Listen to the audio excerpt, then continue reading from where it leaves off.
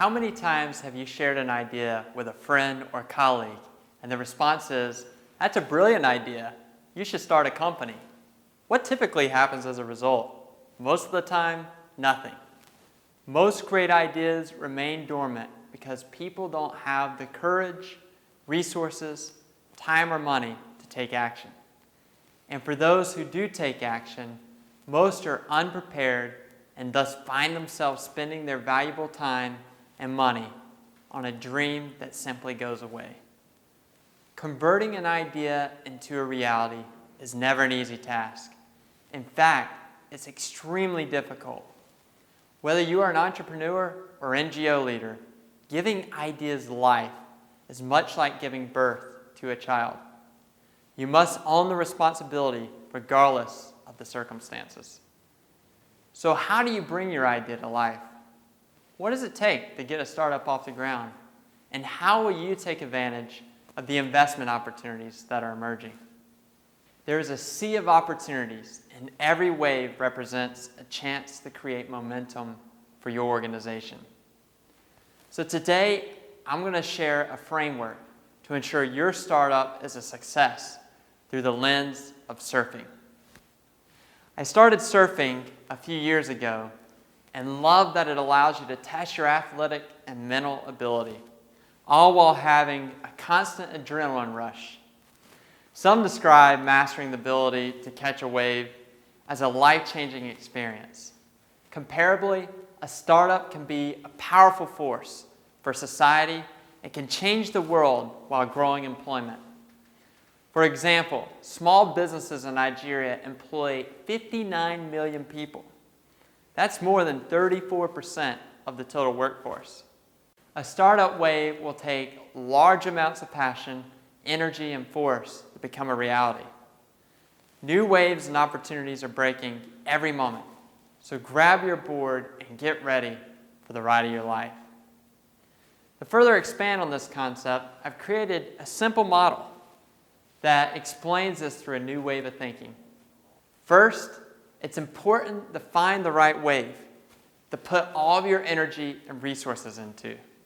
This step is about finding the right idea and introducing it to the market at the right time. Second, you need to paddle fast to catch the right wave.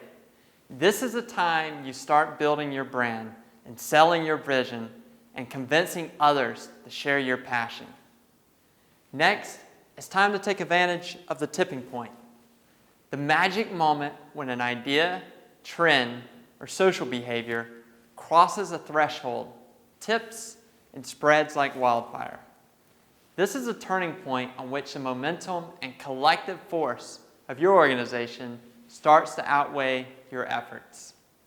Lastly, I will talk about the importance of tunnel vision, committing yourself to the key imperatives that will traject and scale your organization when the greatest momentum is behind you. After paddling out to sea, you have to find the right wave. The perfect wave does exist. Surfing is all about commitment, trust, and timing. I will share 6 ways to help you succeed during this stage. Number 1, be passionate about your mission. To get a startup off the ground, you must believe in yourself and be willing to work tirelessly, sometimes with little or no pay. 2, timing is everything. The massive global successes are the people who are early, know they are early, but also know that the need is so great, people will learn how to adopt quickly. Or part of the plan becomes preparing the market pre-launch, which adds a lot of work, but ensures first mover advantage. This is the hardest path to follow, but it's intentional. Being intentionally early and prepared yields the biggest waves. 3, make communications an integral part of your organization. Your brand and mark are the face of your company.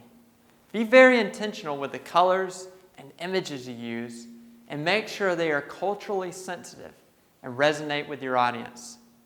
Take time creating this and testing it out with users. Also make sure that you communicate throughout your journey, both internally and externally. Lack of communications have caused a lot of great companies to fail. 4, write a business plan. All startups need a roadmap to help you define priorities, develop goals, and guide your organization to success. 5, make sure people will buy or invest in your product or mission. Passion is a good place to start, but a business or NGO cannot survive without paying customers or donors. Test your market and do extensive research. And finally, to prove the business model, raise cash without selling equity. When you are trying to see whether you can turn your passion into a business, avoid selling equity at all costs. Raise cash through other means, such as using your savings, winning a business plan competition, or participating in crowdfunding sites. Once you are confident about the viability of your idea and have some initial funding, you are ready to catch the wave. This is the moment of commitment. It's the point at which you trust that your feet will find your board. It is now time to convince others to share your passion for seeing the opportunity for the wave. I will share 5 ways to help you succeed during this stage. First, learn how to sell your vision. Converting your idea into a reality requires you to help others understand your vision. It's important that you clearly communicate how, why, and what you want to achieve. The funding community sees every breaking wave. It gets hundreds of pitches a year.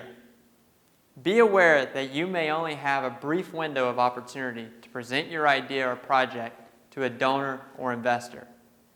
Be ready to let them know the specific value proposition that awaits them when they come on board. 2, pursue grassroots marketing. Build up your social following and market yourself through social networks. Share the impact of your mission and product through visually compelling stories. This is an easy method of gaining buzz and buy-in from possible customers or donors as they emotionally and financially invest in your organization. 3, always present a professional image. You want your customers to take you seriously, even if your company is new. Therefore, you're going to need to be certain that you present a serious face to the public. Your business site, marketing materials, and information on the internet must be very professional so that when someone visits your site or attempts to learn about your startup, they will be greeted with an enjoyable, user-friendly experience. 4, make wise money decisions.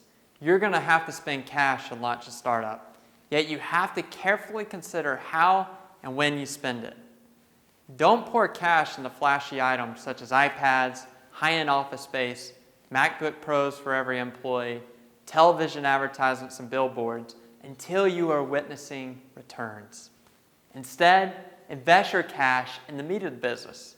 Pay for development and research and the best potential employees you can find. This is the only way you will survive long term. Lastly, be extremely patient. Don't put too much pressure on yourself. Take the time to appreciate the journey and understand how things work. Most people are too anxious to get their desired results and thus start to make bad decisions as they go. One thing is certain, the journey will be filled with unexpected outcomes that you may or may not be prepared to deal with. Don't let this get you down, but keep your head up and respect the process and where it takes you. You will learn a lot about the threshold of risk and ability in the process. The crest is the highest point of the wave just before it breaks. In 2013, Garrett McNamara, a 45-year-old, surfed the largest wave ever, as you can see here, estimated at around 100 feet tall. Following his passionately fueled ride, Garrett said, "While going 60 miles per hour down the giant crest, my entire body was chattering, like snowboarding down a bumpy mountain. My brain was rattling. My whole body was shaking," he said. "This was personally the most challenging thing I have ever accomplished. I just stayed in the moment and stayed focused on what I was doing and as a result was successful. The tipping point experienced by Garrett is similar to starting a business, when all of your hard work comes to a crest and momentum turns in your favor. In the book, The Tipping Point, Malcolm Gladwell defines the tipping point as the moment of critical mass, the threshold, the boiling point. At this stage, it's important to focus on building and maintaining the momentum. Carefully identify all of your resources and build upon them through relationships, networking, and sharing of resources to expand the opportunity for your ideas. Use caution with expanding. As a startup is getting off the ground and witnessing success, objectively look at plans for growth. It might be tempting to expand quickly, yet the majority of companies seem to fail if they expand too fast and are not prepared to meet their customers' needs. A barrel, seen in this image here, is where the wave is hollow when it's breaking. For some, it's the be-all and end-all of surfing. It's the moment that the greatest momentum is behind you, and a fall could be devastating. For a startup leader, this is a time to stay focused. Stick to your plan, eliminate distractions, and neutralize the noise. Although tunnel vision can be a negative for a big bureaucratic business, it's an absolute necessity for the beginning entrepreneur. Too many people who want to become wealthy and successful never reach their goals simply because they do not develop a tunnel vision approach to their goal. One week, they're trying to get into the export business. The week after, they want to own a franchise or buy an apartment building or start a mail order business. Most of them keep their day jobs while they explore opportunity after opportunity, never making a true commitment to any business, looking for that one big deal to give them overnight success. On the other hand, the beginning entrepreneur who develops a tunnel vision approach to making money has a higher chance of success. Like being in the middle of a barrel when surfing, apply and commit yourself to the opportunity at hand, whatever it may be, whether it's selling your products or someone else's. Give up on spending your time developing or investigating new plans. Make what you have work for you. Accumulate, leverage, scale up, and diversify logically. You won't succeed in anything until you develop and use a tunnel vision approach in your business endeavors, as most successful people have. I have now highlighted the different stages of a startup wave. While riding the wave, you are not only faced with one wave, you're faced with many. Each wave, whether big or small, can provide positive momentum for your organization or bring new challenges. Starting a business is a challenging endeavor, and achieving entrepreneurial success under any circumstances is a great accomplishment. But some startup founders have more obstacles to overcome than applying for a bank loan or learning how to market a product. Grace Jerry, pictured here, defied incredible personal odds to start her organization. 13 years ago, Grace became paralyzed after she was hit by a drunk driver. It would have been very easy for Grace to give up, but she persevered, and after coming to terms with her paraplegia, decided to create a nonprofit called Inclusive Friends, which works to bring awareness to issues of discrimination against the disabled. She later applied for the Mandela Washington Fellowship and attended a program at the Presidential Precinct where she filmed the video, Yes We Can, to inspire youth across Africa, and was later selected to introduce President Obama at the 2015 Presidential Summit. Grace is now known as Miss Wheelchair Nigeria and is a spokesperson for 25 million people living in Nigeria with disabilities. The key to Grace's success was her persistence. If you believe in something, then you need to be willing to sacrifice everything and fight to achieve your mission. You'll run into obstacles along the way, but how you deal with them and how you overcome them will determine your success. There are many obstacles you will face while riding the startup wave. Statistics show that only 1 out of 10 startups succeed. This isn't always because the idea for the business is bad. Frequently, businesses fail because of poor execution. Other times, because startups have been constrained by access, finance, and the quality of regulatory environment. In addition to that, it takes time to start a business legally. In Nigeria, for example, it takes an average of 31 days to start a business and 70 days to register a property. These are all things to consider when creating your business. Waves of technology are coming faster than ever imagined. The digital revolution is transforming how we work and live.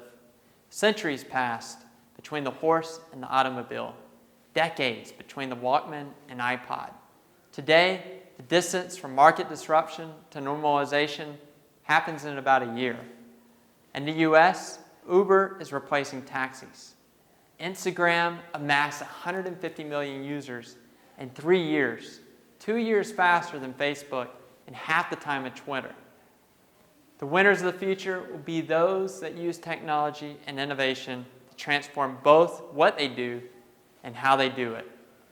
Whether you are transforming the way money is transferred, bringing new innovations to the health sector, improving agriculture, or empowering youth and women, it's important to constantly find new ways to engage with customers, improve what you do, and encourage employees to work in new ways. By hosting programs like the Mandela Washington Fellowship, I have learned that the next generation of African leaders have no shortage of passion, drive, and talent. The world is no longer looking at the continent simply for its natural resources, but for its greatest resource, which is its people and its talents and their potential. Africa is emerging and has some of the fastest growing economies in the world. Even though I'm thousands of miles away, I know that within this room are future leaders of Nigerian business, Nigerian government, and maybe even multinational conglomerates. Find your wave, understand timing, perfect how you share your passion, then follow it with discipline and hard work as far as it will take you. A new wave is breaking, so grab your board and get ready for the ride of your life. Thank you.